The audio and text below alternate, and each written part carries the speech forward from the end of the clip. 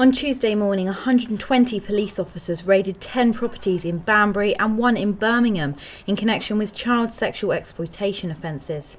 Following the raids, 10 men were charged with a total of 56 charges between them. Well, the warrants were to do with a series of offences that took place between 2008 and 2015. They were involving child sexual exploitation against 3 victims from that period of time. The offences include sexual assault, rape of a girl aged 13 to 15, false imprisonment, taking an indecent photograph of a child and inciting a girl aged 13 to 15 to engage in sexual activity.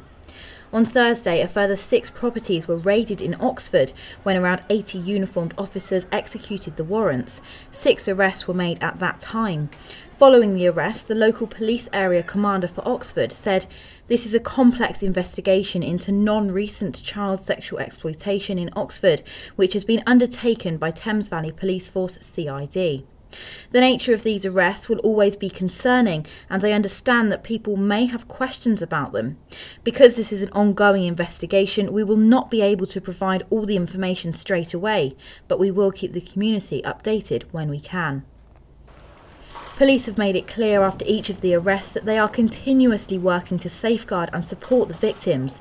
Child sexual exploitation is a crime that Thames Valley Police are trying to tackle across the whole of Oxfordshire as part of Operation Nautical. Operation Nautical is about combating child sexual exploitation.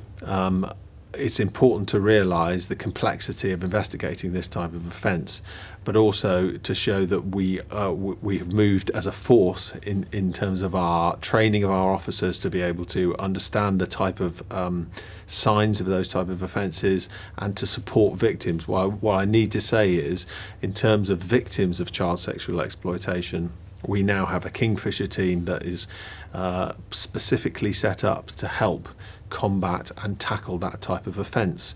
That's made up of social services, health and police, and we work together to support victims through the process of reporting and then investigating this type of offence. Child sexual exploitation is extremely complex, but there are signs to look out for if you think a child may be at risk.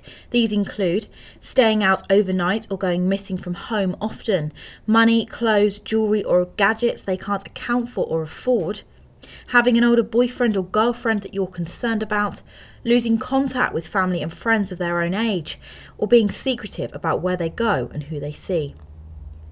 Speaking earlier in the year, Choa District Councillor Tony Illott warned of the dangers of CSE. Prey is the right word. They will prey on them, and they will be nice to them, to encourage them, to make them become their best friend or their boyfriend or girlfriend, and then it'd be, "Oh, do me a favour, could you just do this and do that?" And then suddenly, they're sort of trapped, and it can get worse. I mean, they can be abducted and kept purposely just for sort of sexual means and things like that. Thames Valley Police are working to ensure they are doing everything they can to reduce offences like this happening across Oxfordshire. CSE is a concern in a lot of different, you'll notice from national coverage with regards to this. CSE has covered the country in different areas, but clearly what I need to get across is that Thames Valley Police see this as a priority and something that we are working hard to combat.